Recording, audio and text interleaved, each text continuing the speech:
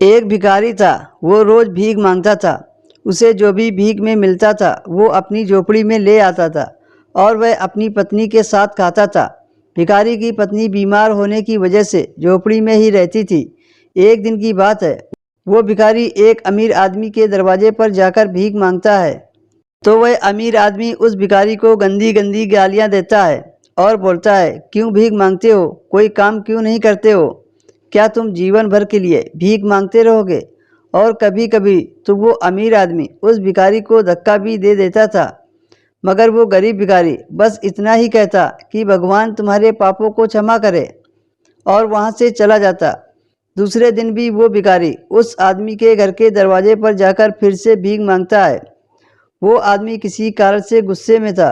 उसने भिखारी को पत्थर मार दिया। वो पत्थर भिखारी के सिर पर लगा, जिसकी वजह से भिखारी के सिर से खून बहने लगा।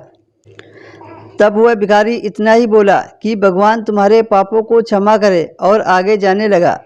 लेकिन उस व्यक्ति का जब गुस्सा कम हुआ तो वह सोचने लगा कि मैंने उस भिखारी को पत्थर से मारा, फिर भी उसने कुछ नहीं कहा और मेरे लिए भगवान से दुआ मांगी।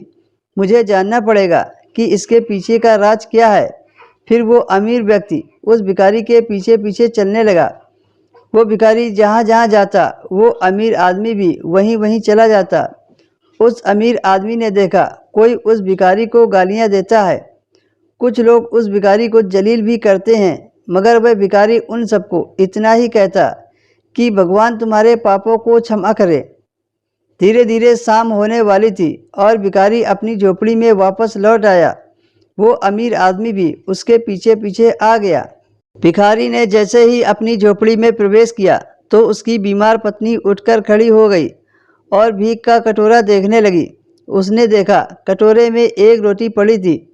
तब भिखारी की पत्नी बोली, बस इतना ही और कुछ नहीं, और आपके सिर पर ये चोट कैसे लगी है? तब भिखारी बोला कि आज के लिए तो इतना ही है। सबने मुझे जलील किया है, गालियाँ दी हैं और मुझ पर पत्थर मारे, जिसकी वजह से ये चोट लग गई। ये सब अपने ही पापों का कर्म है। क्या तुम्हें याद है कि कुछ साल पहले हम कितने अमीर हुआ करते थे? हमारे सब होने के बाद भी हमने दान नहीं किया।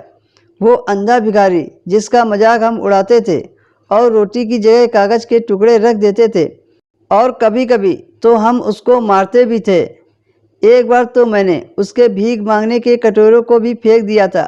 तब भिखारी की पत्नी ने कहा, हाँ मुझे याद है, मगर वो अंधा भिखारी इतना ही बोलता था कि तुम्हारे पापों का हिसाब मैं नहीं, भगवान करेगा। आज उस भिखारी की हाय हमको लगी है। तब वो भिखारी बोला, मैं कभी भी किसी को बद्दुआ नहीं देता, चाहे लोग मुझे कितनी भी गालियाँ दें या मेरा अपमान करें, मगर मैं सभी को दुआ ही देता रहूँगा, क्योंकि मैं ये नहीं चाहता कि कोई और मेरे जैसे इतने बुरे दिन देखे, क्योंकि उनको ये मालूम ही नहीं होता है कि वो पाप कर रहे हैं या नहीं।